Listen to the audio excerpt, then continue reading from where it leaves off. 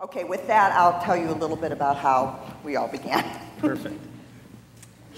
So, as you saw on the Today Show, I was a young mother. I was young once. Looking out at you, I can't believe that maybe one day I looked like that a long time ago.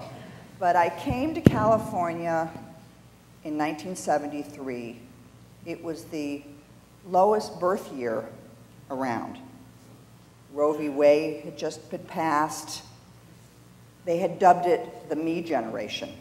So while I was so excited to have my first child, be part of the movement coming from the East Coast, to be part of the whole California hippie thing, I was really lonely, and I felt isolated.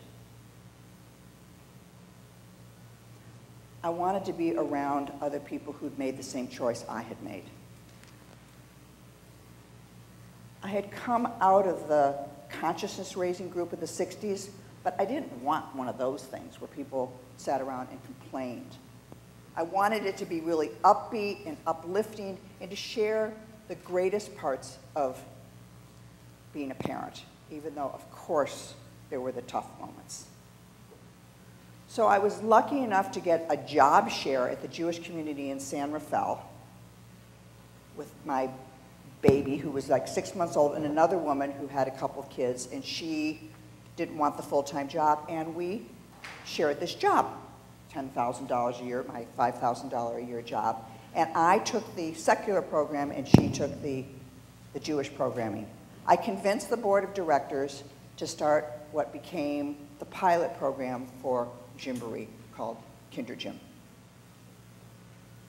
I convinced the board of directors to put up some money to build some equipment. And one of the probably most successful of your franchisees, Don and Adrian Becker, for 25 years. Donnie was a friend of mine, and he built some of the play equipment long before we even knew franchising was going to be how we expanded this. And immediately, like that quote said, people came running. We not only hit the classic entrepreneur thing in my heart, but people came out of the woodwork. We were so hungry for community. And it was profitable. I opened a second one for the Jewish Community Center, and it too was profitable. Still, no idea of business, let alone retail stores. None of that was in the works.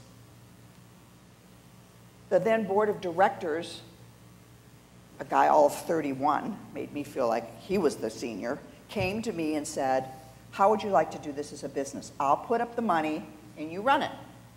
I said, "Cool, that sounds like fun."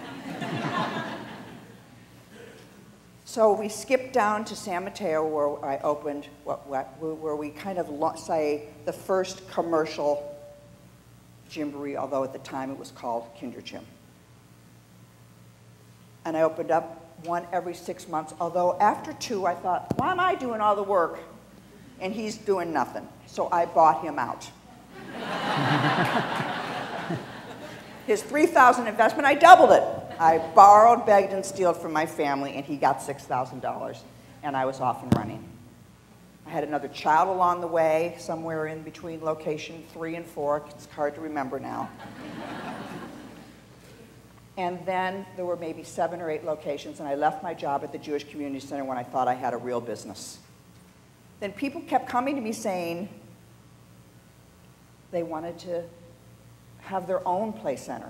We had really found something. I like to say that we created the preschool movement. That this idea of community, affirming, positive, upbeat, play with a purpose was our tagline, was a new industry, and we were spawning competitors.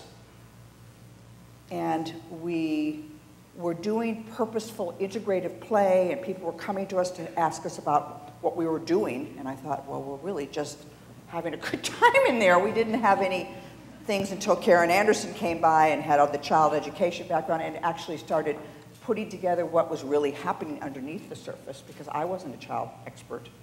I was a dancer, and I knew about movement, and I knew that bodies learned through